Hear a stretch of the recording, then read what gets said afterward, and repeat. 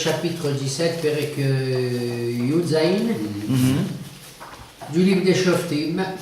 Nous avons terminé avec le dernier des juges, pratiquement avec Shimshon. Ouais. Et apparemment, nous allons maintenant faire connaissance avec des événements qui vont, je vous le garantis, nous attrister certainement. Et à la fin de Shoftim, probablement des événements qui vont nous plonger dans la stupeur, nous en tant que peuple d'Israël, bien entendu. Je voudrais rappeler que peut-être ces derniers chapitres, depuis 17 jusqu'à la fin, je crois jusqu'à 21, sont, selon certains de nos maîtres, chronologiquement, ne sont pas la suite des juges de Shimshon, n'ont pas eu lieu après Shimshon, mais probablement sont des événements qui ont lieu au début des Shoftim, des juges. La raison pour laquelle l'auteur, le rédacteur de Shoftim, à savoir le prophète Shmuel, n'a pas voulu entamer le livre des Shoftim avec ces récits un peu difficiles à digérer pour nous, mais qui illustrent quand même la situation morale, religieuse, spirituelle dans laquelle se trouvaient les enfants d'Israël pendant cette période. Et nous attaquons rapidement. ויהי איש מער אפרים ושמו מיכאיהו. Ah, et ben voilà, dans la montagne d'Éphraïm, donc appartenant probablement à la tribu d'Éphraïm, qui va d'ailleurs faire parler sans cesse d'elle. Elle a déjà fait parler du temps de Icta. Et d'ailleurs, on désignera, lorsque plus tard il y aura le schisme entre le royaume d'Israël et le royaume de Juda, on désignera souvent le royaume d'Israël comme étant le royaume d'Éphraïm. C'est la tribu prédominante parmi les 10 tribus d'Israël du temps lorsque le roi d'Israël régnera dans Shomron en Samarie.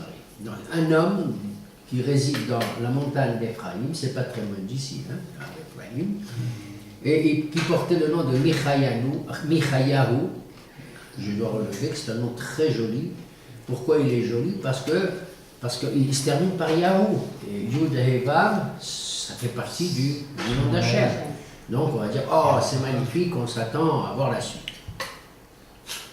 ויאמר לאמו 1,100 כסף אשר הוכח לך ואת עלית וגם אמרת באוזני הנה הכסף איתי אני לקחתיו ותאמר אמו ברוך בני לאדוני. Et voilà, il s'agit d'une affaire privée, pratiquement très intime, familiale, à savoir, ce Michayahu s'adresse à sa mère en disant apparemment, maman a perdu de l'argent, une somme colossale, impressionnante, de l'ordre de 1100 shekels, et il lui dit maman, l'argent qui a disparu, Asher Lukach Lecha, qui a été extirpé, eh bien, je l'ai retrouvé. Et je me souviens que tu as maudit, tu as proclamé solennellement que, enfin, tu as insulté, maudit Ali, ça vient du mot Allah. Quel Allah? Allah. Un serment très fort, très dur, contre celui qui... Et tu l'as fait à mes oreilles. Qu'est-ce que ça veut dire que tu l'as fait à mes oreilles? Moi, je l'ai entendu. Ça veut dire qu'elle serait adressée aux voleurs, entre guillemets, anonymes, mais également peut-être, à Shalom, à quelqu'un, un membre de sa famille. Elle pourrait éventuellement suspecter qui? Eh bien, son propre fils, en l'occurrence, monsieur Michaïa. Voici maman, l'argent, je l'ai retrouvé. Elle lui répond, mon fils est merveilleux, Beruch Hashem, comment elle lui dit? Baruch béni l'Hashem. Bénis mon fils au nom de Dieu. Alors vous voyez que dans la bouche de cette dame, il y a le nom de Hashem. Hein?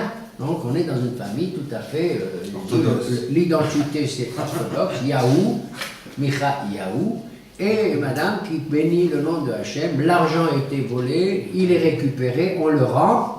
Excusez-moi, mais comment ça se fait? Il y a 1100 pièces d'argent, et déjà, on a vu aussi là-bas 1100 pièces d'argent avec... Alors j'attendais à ce que l'homme le plus intelligent de notre assemblée puisse s'exprimer, il vient de le faire. Merci. Excusez-moi, Alain, excusez-moi, Shalom. Alors c'est peut-être une des raisons pour laquelle peut-être le rédacteur des Shoftim de ce livre nous raconte cette histoire-là. Tout de suite derrière celle de Shimshon. Derrière celle de Shimshon, où il est question aussi du même chiffre.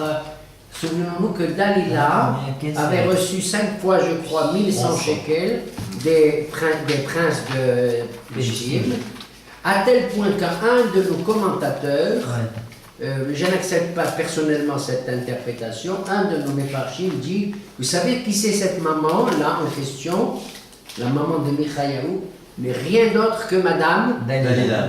C'est pas vrai. À cause de la Xéra Shava que notre ami Israël a relevé ici, étant donné qu'il y a les 1100 shekels. Mais ça me paraît un peu difficile. Ça me paraît un peu... Michayahu, ça serait le fils de... Michayahu serait le fils, de peut-être de Shimshon, mais il est en tout cas, ça c'est sûr, le fils de ce serait. Mais la plupart des Farshim ne retiennent pas cette hypothèse, en tout cas n'en parlent même pas, étant donné qu'ils disent que tout ce qui va suivre maintenant, à partir de ce soir, dans Shoftim, ce sont des événements, encore une fois, qu'on lit au début de Shoftim, c'est-à-dire à la fin du règne de Yoshua, après la conquête de Canaan, et peut-être dans l'interrègne du temps des Ékénim qui sont venus après Yoshua, et avant les Shoftim, comme on dit dans le Pirkei Avot, Moshe, Kibel, Torah, Nisina, Usara, Yoshua, Mizken, Uskinim, etc. D'accord? Donc, je retiens plutôt éventuellement, je retiens cette hypothèse. Mais c'est pas grave. De toute façon, ce qui nous intéresse, c'est le contenu, même si la datation de ces événements est importante aussi. Et donc elle dit que mon fils, tu es béni par Hachem. Elle est rassurée parce que même si son fils a raflé les 1100 shekels, il a eu un remords et il rend cette somme qui est importante pour sa maman. Et pourquoi elle est importante? Verset suivant. C'est pas pour acheter des nougats ou des falafels. וישב את 1,100 הכסף לאמו. Il a rendu les 1100 shekels à sa maman. ותאמר אמו, הקדש, הקדשתי את הכסף לאדוני מידי, לבני לעשות פסל ומסכה, ועתה אשיבנו לך. Elle est gonflée la mère. Il rendit l'argent à sa maman et elle lui dit, mon fils, comme je suis heureuse, parce que cet argent, soit avant qu'il fut volé, soit maintenant après, au moment où je le récupère, je l'ai consacré. Ça veut dire Hekdesh, prendre un objet hol, profane, un objet normal, et puis dire maintenant je le consacre au temple de Jérusalem, en l'occurrence à l'époque de Yerushalayim, ou quel est le temple au moment où nous parlons maintenant qui existe? Shiloh. C'est le Mishkan de Shiloh. qui n'est pas très loin, enfin j'anticipe, qui n'est pas très loin. Et donc elle va consacrer, c'est un acte de religiosité extraordinaire, et c'est une somme colossale, n'oublions pas. À l'Éternel, à Hachem, c'est-à-dire au Dieu d'Israël, au Dieu unique, au Dieu des monothéistes, au Dieu de Yehuda, d'Israël, pour en faire quoi, mon fils? Pesel ou Masecha, c'est-à-dire un culte païen, on pourrait dire, une espèce de statuette ou une espèce d'image, peu importe. Le mot Pesel, ça veut dire c'est une sculpture. Comment elle C'est pas nécessairement une sculpture de forme humaine, ça peut être de forme animale, ça peut être tout simplement un marchir, un appareil quelconque qui a un masecha, c'est-à-dire qui a une tmouna, qui a une figure quelconque, enfin une image. Ça en l'honneur de l'Éternel? Oui, mais attendez, c'est la deuxième fois qu'elle prononce le nom de Dieu, d'accord? Et là, elle consacre un objet, une somme colossale, au nom d'Hachem pour faire passer le Messra. Ce qui nous plonge dans la tourmente parce que on ne sait pas à quoi on a affaire. S'agit-il d'une ultra-orthodoxe qui est réformée ou du réformiste qui est ultra-orthodoxe? Enfin, on balance entre les deux. Pour l'instant, on balance entre les deux. Qu'est-ce qui se produit ici? Parce que ça me rappelle l'histoire de Alessandriana, le roi Janet, un roi juif, qui était marié à Shlom Tzion Amalka. Il y a une rue à Yerushalayim. T'es pas loin, toi, là-bas. Et Salomé, on l'appelle en français. Elle était la sœur du grand Shimon ben Shattah, le fameux Shimon ben Shattah. Qui est à côté de l'Inyamaka. Qui est à côté aussi. Et donc, il avait massacré la plupart des Hachamim, des Rabbanim, Prouchim de l'époque, c'est-à-dire des orthodoxes Rabbanim comme nous, de l'époque. Parce qu'il y avait une lutte entre les Prouchim, les pharisiens et les Tzadoukim, et les tenants de la littéralité de Torah Shebirtav sans Torah Shebartav et tout. Mais à un certain moment, il avait regretté, il a eu une conversation avec un des derniers Hiroshim et tout, Et il a dit un jour à sa femme, il dit, tu sais, écoute-moi, je te demande de te méfier ni des Pérouchim ni des Tzadokim. C'est-à-dire les gens qui affichent une idéologie claire et à laquelle ils s'en tiennent, ne te méfie pas de tellement. Ou tu es pharisien, ou tu es sadoki, sadducéen. C'est-à-dire ou tu es ultra-orthodoxe, très bien. Ou tu es, comment dirais-je, réformé, libéral, caramite, je dis libéral maintenant. Hein.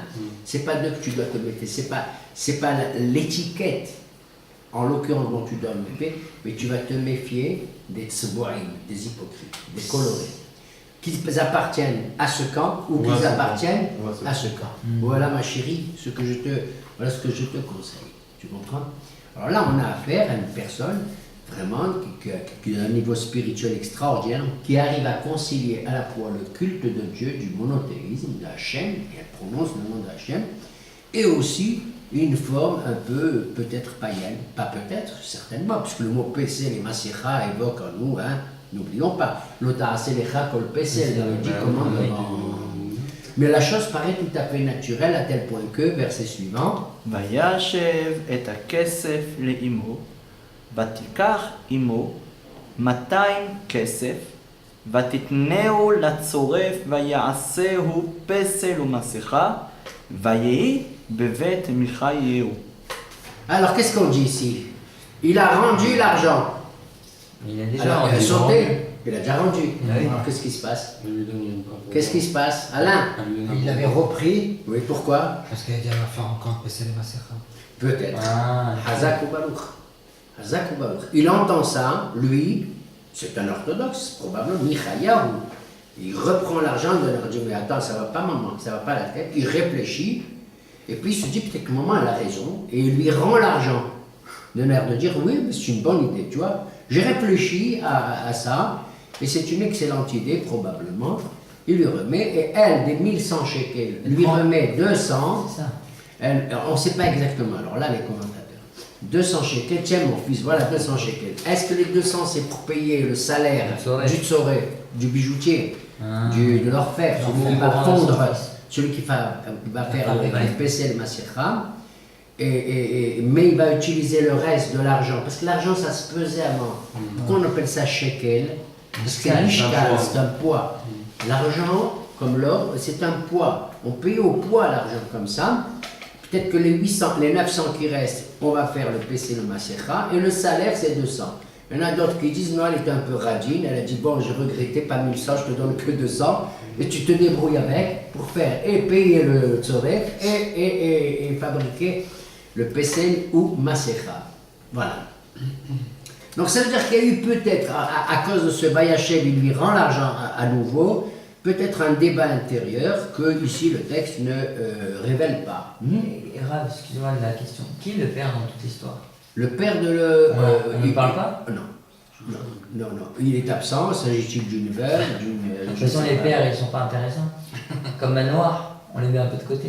Comme, oui, d'une certaine manière, oui, d'une certaine manière. Ici, c'est bon. Parce qu'on n'évoque même pas c'est-à-dire tout le dialogue, il est entre le, Et entre la fils. mère, oui, et sa mère, oui, le fils et la mère. Ok. On ne sait pas de qui il s'agit. Je sais pas Il si c'est s'agit les veuves ou c'est les c'est dans la tribu d'Ephraïm, probablement. Il n'y a pas de précision sur l'identité familiale, mais apparemment c'est dans la tribu d'Ephraïm. D'ailleurs, je tiens à dire que, puisque je parlais tout à l'heure de la tribu d'Ephraïm, c'est incroyable. Il y a un des prophètes qui dit comme ça, quand on veut parler de l'idolâtrie au sein du peuple juif, il n'y a pas que lui. Mais enfin, il y a un passouk célèbre que vous connaissez qui dit Habur asabim Ephraim hannahnu. Habur asabim Ephraim. Si Ephraim fait des atzavim, atzavihim que c'est des arabes, c'est-à-dire des idoles, mais que Ephraim il est Habur, il est uni, si les juifs sont unis, ils ont l'unité entre eux, bien même, quand bien même ils sont païens, enfin ils ont des atzavim, hannahnu, laisse tomber. Occupe-toi plutôt des grands religieux, comme du temps de David, qui n'étaient pas unis, et quand ils allaient à la guerre, ils perdaient beaucoup d'hommes. Regardez comme c'est fort quand même comme expression, je ne peux pas dire ça de manière définitive et décisive, mais c'est quand même intéressant de relever après ce qu'on a dit sur le roi Yannai tout à l'heure. pour illustrer sur le nom d'Éphraïm. פסוק ה' והאיש ימירך לו בית אלוהים ויעש אפוד וטרפים וימלא את יד אחד מבניו ויהי לו לכהן. Et ce Michayahu, le jeune Michayahu, avait une maison, et cette maison, il l'a adaptée, pour en faire une Beth Elohim, une maison de Dieu. C'est tout à fait pur, attention, hein, Bémet, une Kavana, Leshem, Shamaim. Ici, le texte dit Beth Elohim, une maison de Dieu. Et je suis persuadé, je ne suis pas le seul, parce que qu'il y a du bon Dieu dedans, il y a du Hachem, il y a du Dieu dedans. Mais en plus, il y a un syncrétisme, voilà le mot. Il y a un syncrétisme. Il va enjoliver en dessus, en plus que de la statuette, peut-être, je ne sais pas ce que c'est, Pessé la Masekha, il va faire l'acquisition des objets de culte dont les Kohanim ont besoin. En l'occurrence, le éphod. Le éphod, c'est un vêtement important que le Kohen porte, dans lequel il y a le Choshen Mishpat, les oracles, etc., les Urim et les Tumim. Que David portait des poids, mais pas en tant que Kohen, mais pour manifester sa foi en Hachem. Et des téraphim, les téraphim, ce sont aussi des objets qui ont peut-être figure humaine, eux aussi, mais qui ont pour but essentiellement d'invoquer les esprits, d'invoquer de l'astrologie, C'est la manne qui avait des téraphim. de connaître les événements du lendemain, les oracles, les porquis, la manne. La vanne, il est Que Rachel avait dérobé à la vanne et les avait planqués sous le chameau. Voilà. D'ailleurs, le mot téraphim est employé à propos d'un événement aussi important. C'est quand Shaoul, le roi Shaoul, si Dieu veut, on le verra plus tard, voulait tuer, voulait tuer David, alors qu'il lui avait donné Michal, sa fille, en mariage, et il envoie des brigands pour tuer David dans son domicile. Qu'est-ce qu'elle fait? Michal apprend la chose, et à la place de David où il dormait, sous la couverture, elle avait mis des téraphim. De là-bas, on apprend, et eux, ils ont poignardé les téraphim, croyant qu'il s'agissait de David.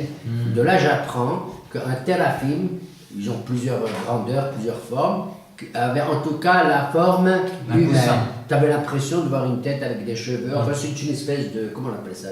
mannequin. De mannequin. Voilà. Une poupée. Voilà, de poupée, de grand mannequin.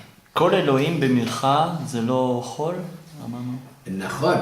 Alors, nos maîtres viennent ensuite dire, ici c'est évident, que même dans la bouche actuellement de Micha, lorsqu'il parle de Dieu, et de sa maman probablement aussi,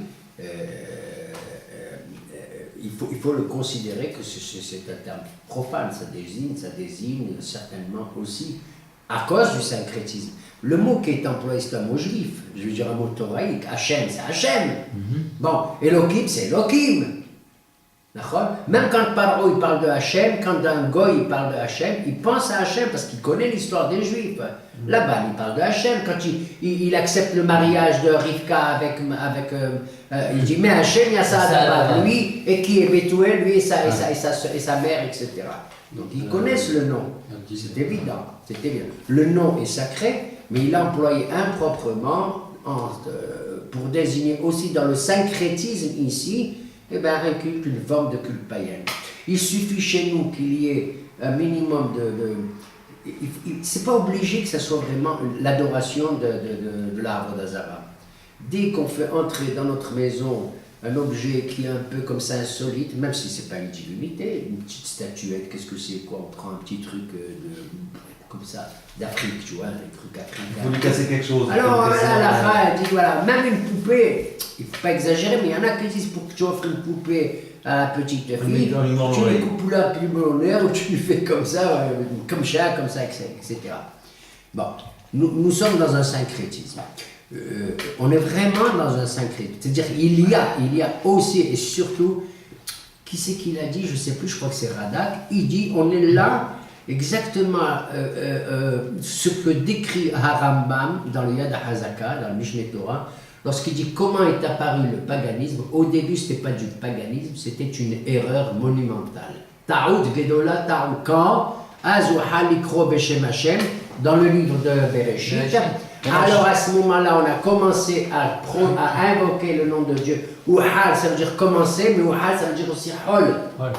C'est-à-dire que les gens, ils ont dit c'est magnifique, ils croyaient, toute l'humanité croyait en Dieu unique qui a créé le monde, le ciel, au début Dieu créa le ciel et la terre et tout, mais ils ont dit, regardez qu'est-ce qu'il a créé, le soleil, waouh, la lune, et Mars, et Vulcain, et tout ça, regardez ce qu'il a fait Hachem. S'il a fait des serviteurs, Shamash, Shemesh, c'est pareil, aussi nobles, aussi importants, aussi, qui sont vitaux pour nous, ça veut dire qu'il faut aussi les respecter. Hein, quelque part, tu vois, comme quelqu'un qui fait qui s'adresse au roi, il s'adresse au ministre, au sous-ministre et au sous-fifre qu'il y a en faisant un peu de la truc.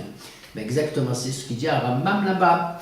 D'abord, le paganisme n'était pas du paganisme, c'est impossible, c'était une espèce d'erreur grossière. Et après sont venus des faux prophètes en disant oui, la lune elle est venue, elle m'a parlé, et elle m'a dit qu'il faut faire ça, qu'il faut lui édifier un temple. Un autre il est venu, il a dit oui, exact.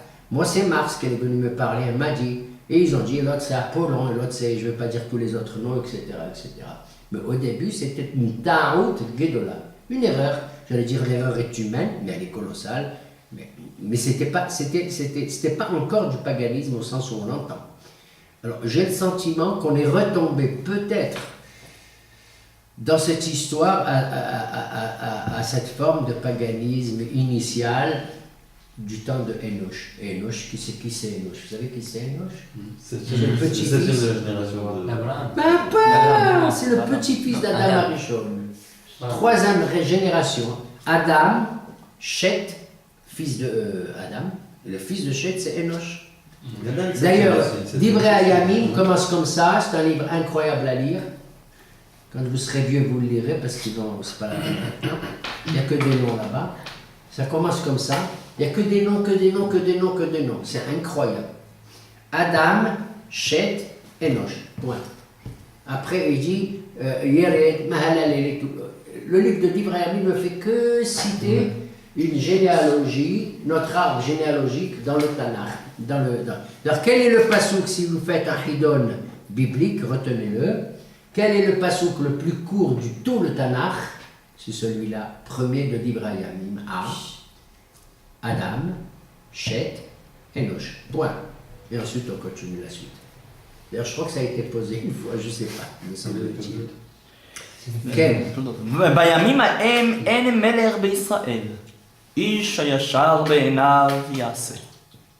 Une phrase qu'on va rencontrer très souvent en ces temps-là et qui va justifier. On dit qu'est-ce qui se passe? Ça va pas la tête ou quoi? Comment est-ce qu'on peut tolérer une telle affaire, même si elle paraît minime, moyenne, etc. Et il dit, tu sais pourquoi? Parce qu'à cette époque-là, il m'énerve Israël. Il va répéter plusieurs fois cette phrase dans le livre.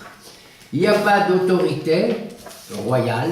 D'autorité, le mot ici, mais là, ça veut dire d'une autorité forte, souveraine, en Israël. Chacun, il fait ce que bon lui semble.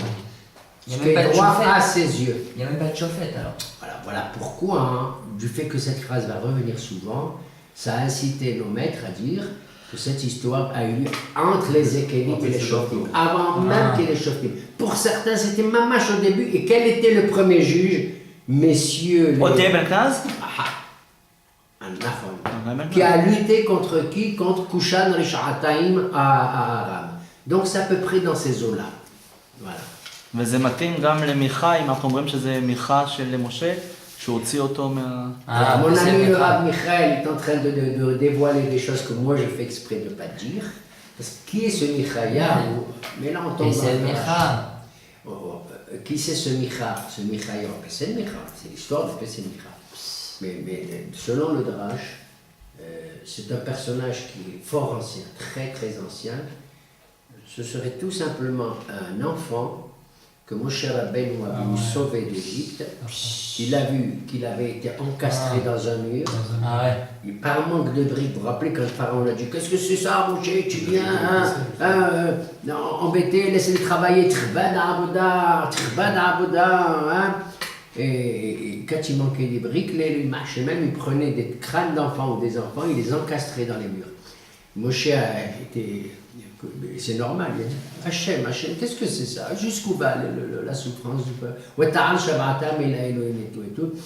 Alors Khadjouaf a dit tais-toi, je sais ce que j'ai fait, Moshe, je sais ce que j'ai fait, tu vas baver avec cette histoire-là. Il dit non, je veux le sauver. Alors il dit sauve-le.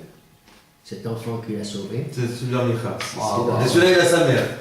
Et celui-là, il a sa mère. Et arrête, Israël, ne parle pas comme ça, attention.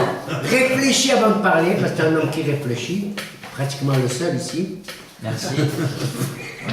Et donc, Je attends. Non, quand on dit une chose pareille, non, mais c'est vrai, il y a des personnages qui ont vécu longtemps, selon le Midrash et tout. Non, Rabbi Broca, il a vécu combien 400 ans. Et Yov, il aurait vécu, il a vécu.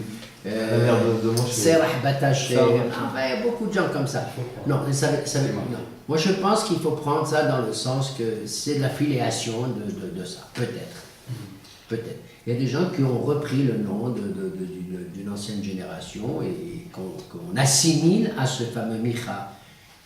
C'est un drach très célèbre qui est connu là-dessus. Hein. D'ailleurs, il y a une référence chez le prophète Zacharia au chapitre 10 qui parle justement de Éphod, de Traphim, de toutes ces histoires-là, de paganisme et tout. Et vers la fin, je crois, il emploie une expression où il dit Ve'avar bayam, parce que ce Micha que Moshe a sauvé va grandir. Tout de suite après, là, même pas un an après, même 6 mois, va traverser la mer Rouge, Kriyat Yam-Souf, avec les Hébreux, et il va cacher déjà une petite statuette, une petite truc déjà. Et on sent cela dans des Télim, on sent ça, et on sent chez Zecharia, chapitre 10, vers la fin, où là-bas il dit Ve'avar bayam sara. Il parle là-bas de la mer Rouge et tout, et il dit et il a traversé dans la mer, qui a traversé dans la mer Rouge, Tsara. Et Shno Tsara, qu'est-ce que c'est? La détresse, Tsara. Et si tu prends les Sofetebot de Ve'avar bayam sara, ça donne Ramma, Resh, Mem, He, 245. Il y en a qui disent pour rigoler, ils disent Ubne Israël yotzim beyad Ramma.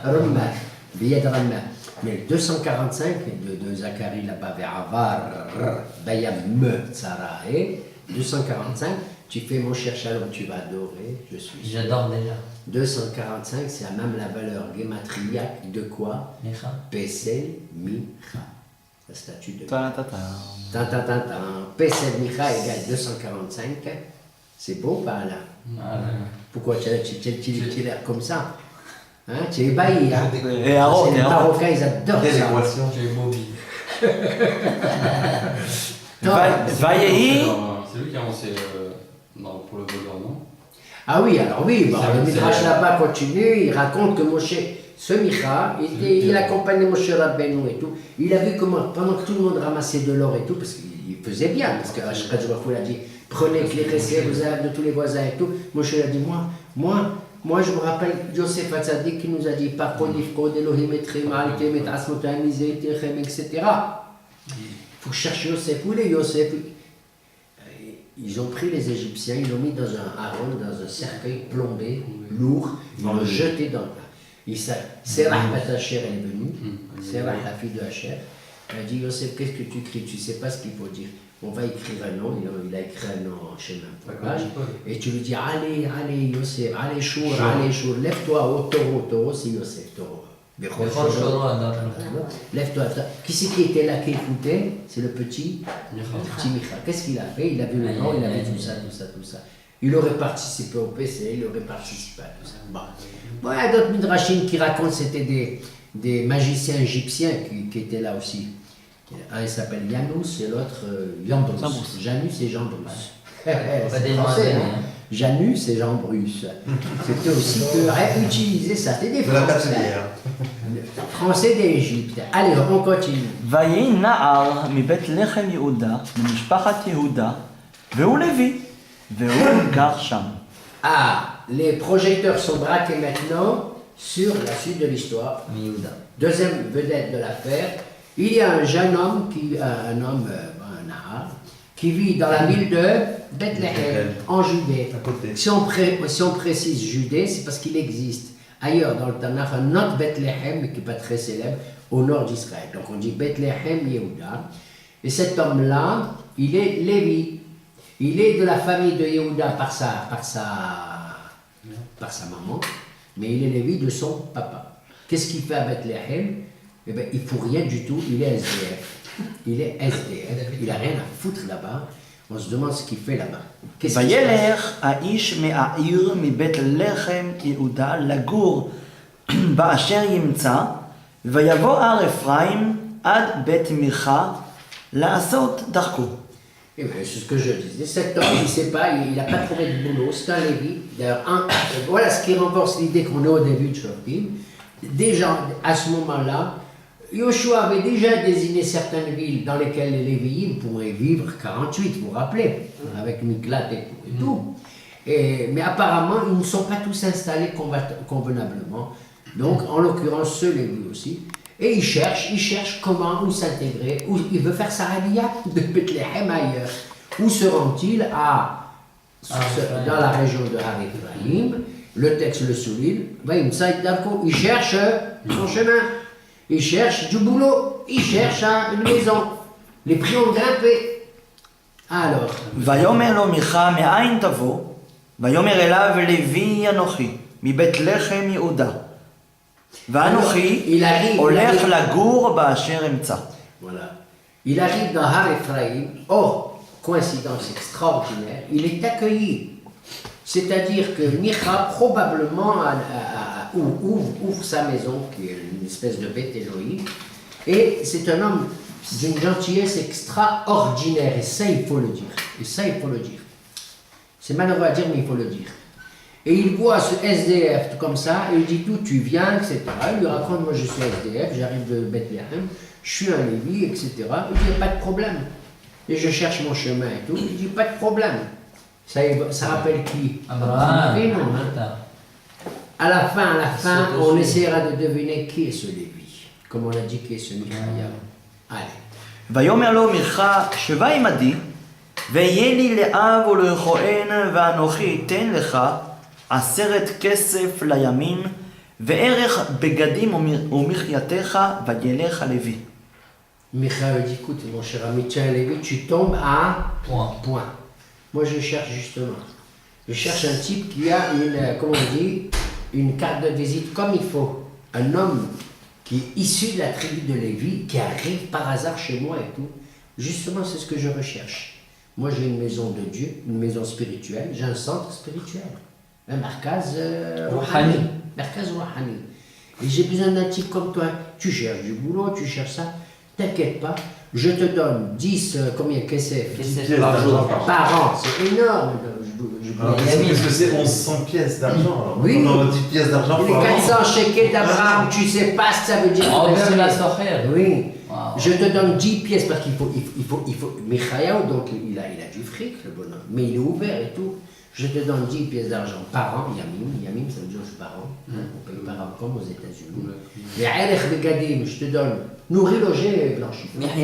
Aerech Beradim, ça veut dire je te donne, d'après les Mfarshim, et les habits qu'il faut pour l'hiver, manteau, vison, tout ça, le et les habits d'été, c'est-à-dire maillot de bain et les palmes pour nager et tout ça, enfin tout ce que tu veux. C'est ça que ça veut dire. Je crois d'après le. L'habillement complet et la nourriture. Et la nourriture. Tu donnes aussi avec des Lévi, avec des Cohen et tout ça? Il va, bien sûr. On ne le dit pas, mais c'est évident qu'il va utiliser ce Lévi comme étant un Cohen, un prêtre, et il faut qu'il ait une allure de prêtre, c'est évident. Et probablement que peut-être il a copié sur la mode de la prêtrise juive de chez nous. Il a dû lire la paracha parce qu'il est très intelligent. De quoi? De Tetzaveh, de Terouma. Surtout de Tetzaveh qui raconte comment on fabrique les vêtements. Il a déjà un Cohen. Il n'a pas besoin de Cohen, c'est Manil, parce que lui il sait que c'est un Lévi, il lui dit il est avant le Cohen. Il avait d'abord, exactement, mais il a sauté. Michaïa avait avant, il avait déjà un de ses fils, l'aîné de ses fils. Il avait donc désigné, je n'ai pas entendu, il avait désigné Michaïa, son fils aîné, comme étant prêtre, le Shabbat. Oui, mais apparemment, c'est pas ça. Mais pourquoi c'est pas ça? Parce qu'il veut que dans la carte de visite, il y ait un temple de Dieu. Le grand prêtre est issu de la tribu de Lévi. Or, son fils à lui, il est quoi? Il est Ephraimite, c'est pas... Tu comprends? Est-ce que tu saisis un peu? Ouais. Tu as un rabbin, il vient de France, et Choum Davar. Mais si tu dis qu'il vient de Mir, ou il vient de Getzed, ah oui! M'en fous, sa photographie. ויואל הלוי לשבת את האיש, ויהי הנער לו כאחד מבניו. Yoel. L'homme en question, le Lévi, accepte. Le mot ici Yoel, c'est comme pour Moshe Rabbeinu, Yoel, la chevet et Taïsh, avec Yitro. Ça veut dire dénier, accepter volontiers, d'accord? Mais ça veut dire aussi, comme on a vu pour Allah, il a juré. C'est-à-dire, il a prêté serment, oui, j'accepte, sous le serment, etc., de remplir ses fonctions. Hein. וימלא Je מיכה, vais révéler certaines choses qu'on attend. Et donc, il a accepté donc, cette fonction. Oui. וימלא מיכה את יד הלוי, ויהי לו הנער לכהן, ויהי בבית מיכה. Voilà. Donc, il va remplir dignement ses fonctions. Les malais et tiad, vous voyez l'expression qui est employée Yad al-Levi. pour dire qu'on remplit ses fonctions, on dit remplir la main de quelqu'un. On l'a dans la Torah aussi. Les malais et tiados. Qu'est-ce que ça veut dire? Les malais et tiados, c'est-à-dire soit je te donne tous les pleins pouvoirs, soit comme en France, Bidiou que Rachi le dit là-bas dans la Torah, au Milé et tiados, quand on donne une fonction importante à quelqu'un, si les gens étaient nobles, ils ont une grande fonction, on lui remettait des gants. Des gants. Et il mettait les gants, ça veut dire j'accepte la fonction que tu me remets, c'est un symbole de noblesse, de fonction, etc. C'est dommage. Donc, comment on dit en français, il a mis des gants. Hein? Arabe, là, une Farchim me pose une question là. Oui, C'est vrai qu'au niveau de la grammaire, c'est pas très compréhensible ce pasouk. oui. Parce que c'est marqué Baïmali Micha et Yad Alevi. Donc, et après, Vaï lo un arbre le Chohen. Mais le mot nar, il est en plus. Qu'est-ce qu'on a besoin de dire c'est un arbre? On l'a dit avant que c'était un arbre. Oui, oui. Vaï lo le Chohen, sans nar. Oui, ça veut dire qu'il est passé du statut de Nahar, d'un simple Kidam. Hein. C'est un Lévi SDR, comme on l'a dit tout à l'heure. Il cherche sa voie, il ne sait pas où aller. En plus, il vient de Yehuda. Du statut du Mahamad, du statut de Nahar, hein, il devient maintenant quelqu'un d'impressionnant. Il a monté d'un 10. Il devient Cohen. Cohen, dans cette maison de Dieu, qui je tiens à vous le rappeler, hélas, va être très fréquenté. Au détriment du temple de Dieu, Shiloh. de Shiloh. Et on le verra par la suite. ויאמר On מיכה, verra. עתה ידעתי כי ייטיב אדוני לי, כי היה לי הלוי לכהן. Et qu'est-ce qu'il dit, pardon? Il remercie le bon Dieu. ויאמר מיכה, עתה ידעתי כי ייטיב אדוני לי, Voilà. La folie. כי היה לי הלוי לכהן. C'est un païen orthodoxe. Mais C'est fou. Vous avez entendu? Qu'on me dise, les Hachamim dans la Gemara, ils ont dit, à chaque fois que tu vois le nom de Dieu, c'est Hol, sauf un, on verra dans la bouche plus tard de je sais pas qui. Peu importe. Mais néanmoins, il parle de Hachem. Mais je suis persuadé qu'il parle de Hachem. Qu'Hachem, il veut ça, comme à l'époque de Enoch. Et l'homme est très heureux parce qu'il remplit une foi avec une grande foi. Mais Béhémet, je veux dire, en dehors du fait qu'à PC le Masecha, il faut d'autres rafim et tout, mais moi j'embrasserais entre guillemets que Dieu me pardonne ce Micha. Celui-là, ce Micha, je le prends, je le mets à Shiloh. בימים ההם, Pourquoi? Parce que les malachim là-haut dans le ciel, la Gemara elle raconte. Quand il faisait chez Micha, les gens ils venaient, ce Cohen il faisait de l'encens et tout. L'encens il passait par la cheminée, il montait là au ciel comme ça, la fumée. Vous savez où se trouve le temple de Micha? Il se trouve à 2 km monsieur de Shiloh, dans une région qu'on appelle Garab, à 2 km de Shiloh. À Shiloh, il y a aussi de la fumée qui sort. Il y a aussi de l'encens. Et comme c'est 2 km, des fois le vent il souffle, tu vois, Machibaroua. Les deux fumées se croisent. Les malachim disent c'est pas vrai. C'est pas possible. Comment les deux encens, Ktoret, qui se. Quoi? Le Ktoret de Micha se mélange. Alors, Michael ou Gabriel, je ne sais pas, un des plus nerveux des malachim, je vais séparer de tout ça. Un Constantinois, je vais pas possible, je vais séparer, tu vois. Un Tunisien arrive aussi d'Ishted, les Constantinois, ils pensent, je vais les Tunisiens aussi.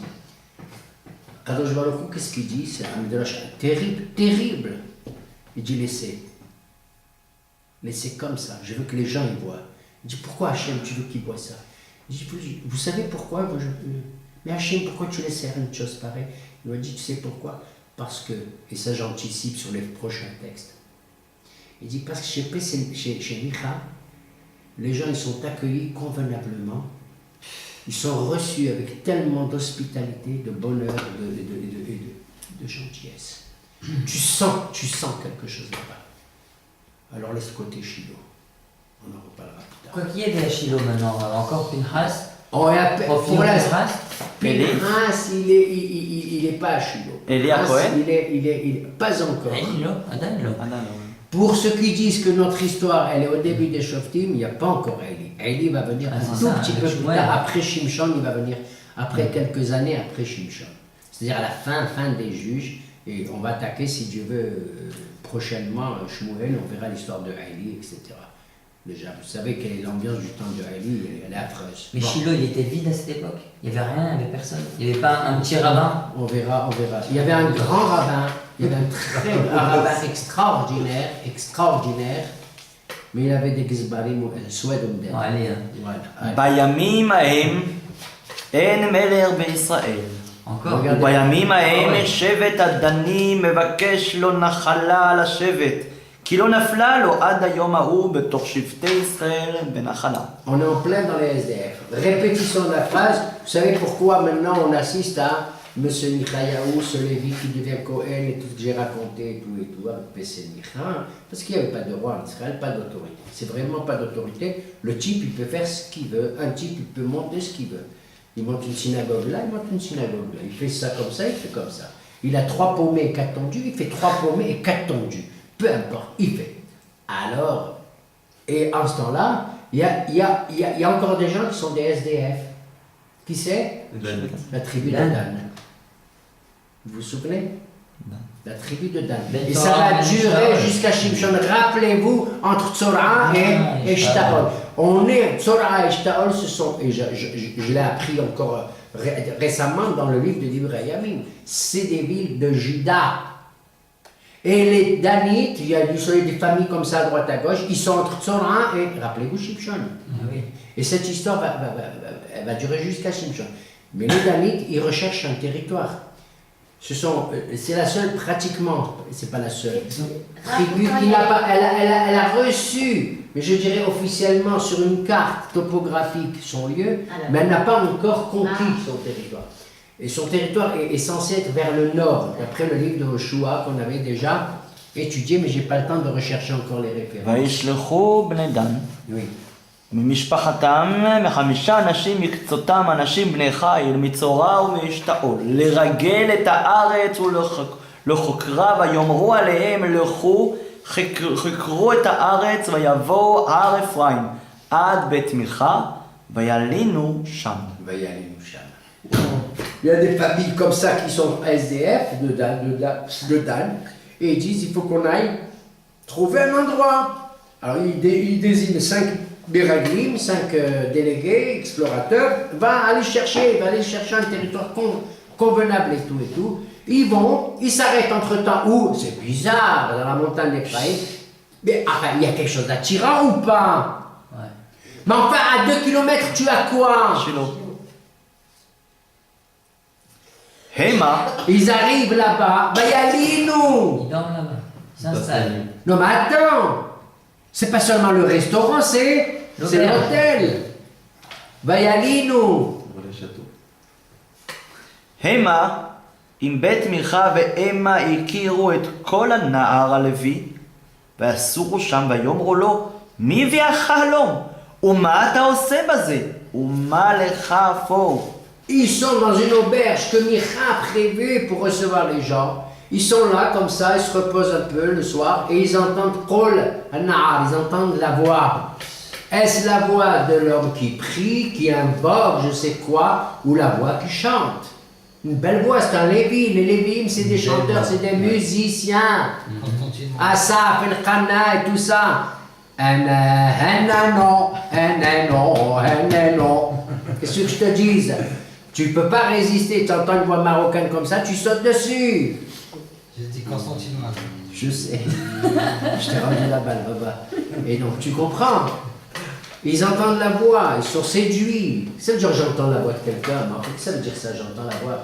Ça veut dire qu'il devait dire des choses. Ou il fait une dracha, ou il fait une invocation, ou il va savoir, il chante des télim à l'avance, quoi.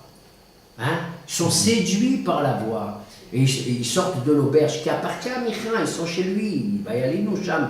Et ils vont dire, Carole, qu'est-ce que tu fais? Waouh! Quel prêtre vous êtes, etc. C'est beau chez vous. C'est une maison, un temple, c'est magnifique. C'est magnifique. On sent quelque chose. On sent une prière. Alors? ויאמר עליהם, כזו וכזה עשה לי מיכה, והזכירני ויהי לו לכהן. Il dit voilà, vous vous rendez compte? Moi, vous savez qu'il raconte sa vie, j'étais là-bas, tout ça. Comme ça et comme ça, le patron de ce temple, le grand chef, le PDG de PC Michayahu, comme ça et comme ça, il m'a fait. Vous savez le salaire que j'ai? Vous savez ce que j'ai? Vous savez ce que je vais? Moi, je suis bien maintenant ici, Baruch Hashem. Baruch Hashem. ויאמרו לו שאלנה באלוהים, ונדעה, התצליח דרכנו אשר אנחנו הולכים עליה. Ah, on va te mettre à l'épreuve. Je t'en prie, on voit que tu es un type capable. Demande l'oracle, demande le bon Dieu. Nous, on a une mission à accomplir au nom de la famille de Dan. Hein? On doit aller quelque part. Est-ce qu'on va réussir dans notre entreprise ou pas? Qu'est-ce qu'il leur répond? ויאמר להם הכהן לכו לשלום, נוכח אדוני דרככם. Le Kohen répond, les roues, les shalom. Pas de problème, tout va réussir. Parce que Nocha Adonai, דרככם le nom de אשר Dieu תלכו בה. encore. Voilà. Hashem, Nocha Darkechem. Il vous a conduit droit, Nocha, comme Baïtsa. On va voir dans ton lot, je crois. Baïater Ishaq, les Nocha Ishto. Et lui, il prie là, les Nocha, c'est-à-dire en pensant à sa femme, Nocha, en pensant sur toi, les Nocha. Dans d'autres midrashim. Et il dit Nocha Darkechem, Hashem Darkechem. Il vous a ouvert là, la voie, Hashem. Tu te rends compte? Allez-y, il n'y a pas de... וילכו חמשת האנשים, ויבואו לאישה, ויראו את העם אשר בקרבה יושבת לבטח, כמשפט צידונים שוקט. ובוטח ואין מחלים דבר בארץ. יורש עצר ורחוקים המה מצידונים, ודבר אין להם עם אדם. Bon, c'est un passage trop long, vous allez m'aider. Ils se rendent là-bas, ils réussissent. Ils arrivent à explorer la ville de Laïcha. c'est Laïch. C'est une ville, je ne vous dis pas, Béhémet, voilà, en un mot, je vous dis ce verset, c'est la Suisse. Béhémet, c'est la Suisse. Il y a un calme incroyable, il n'y a pas de guerre dans cette ville, il n'y a pas de rivalité. La ville de Sidon, qui est pas mal aussi, qui est au bord de là-bas, du Liban, au sud du Liban, Saïda, Sidon, qui est aussi à peu près pareil, même elle n'a aucun rapport avec ce Laïch. Les gens y vivent d'une manière paisible. Là-bas, il n'y a pas comment on appelle ça, de problème politique, c'est ce qui veut dire, il n'y a pas d'héritage dans la couronne, de la couronne. Yoresh le Etzer. Ça veut dire qu'il n'y a pas de bagarre pour qui va être le chef, pas être le chef de cette ville. On n'entend rien, en machine, personne ne fait une remarque, ne fait une remontrance. C'est calme. ויראו את העם אשר בקרבה יושבת לבטח, כמשפט צידונים ויבואו שוקט. אליכם. Et les gens ils vivent dans la paix, comme les gens de Sidon, c'est la Suisse. ובוטח ואין מחלים דבר בארץ, יורש עצר, חוקים המה מצודים אין להם אדם. On l'a dit. ויבואו אל אחיהם צורעה ואשתאול. Ils retournent les 5 explorateurs immédiatement chez leurs frères qui les avaient dépêchés. ויאמרו להם, Ils leur disent alors, ויאמרו להם, אחיהם מה אתם? Allah, yalla, qu'est-ce que m'attend machine? Qu'est-ce que vous restez là? Yalla, c'est le moment. ויאמרו קומה ונעלה עליהם כי ראינו את הארץ והנה טובה מאוד ואתם מחשים אל תעצלו ללכת לבוא לרשת את הארץ. Ne tardez pas, maintenant l'endroit qu'on a vu il est Tova Meod, ça rappelle quoi le mot Tova Meod? מרגלים שם. טובה אומרים, הארץ, טובה הארץ מאוד. על המות. Caleb il a dit Tova Haaretz Meod, Meod. Tova Haaretz Meod, on a trouvé c'est extraordinaire. Mais pourquoi il dit ça aussi? Parce qu'ils sont convaincus aussi avec la, entre guillemets, la prophétie, enfin l'oracle de qui? כהן. Du jeune Lévi. Voilà. Allez, vas-y. בבואכם תבואו אל עם בוטח וארץ רחבת ידיים כי נתנה אלוהים בידכם. Dieu nous a livré, voilà, Dieu nous a livré entre les mains. D'où je sais, moi, d'où je sais. Il y en a, on est là encore, Lévi. le Lévi, le Cohen. מקום אשר אין Il שם les a convaincus ou מחסור, pas? Ah ouais. Oui. מקום אשר אין שם מחסור כל דבר אשר בארץ. Il manque rien dans cet endroit. Il y a des falafels, il y a des mlawah, il y a tout ce que tu veux là-bas. Il y a du chocolat. וייסעו משם עם משפחת הדנים מצורע ומשתאול 600 איש חגור כלי מלחמה. Ils savent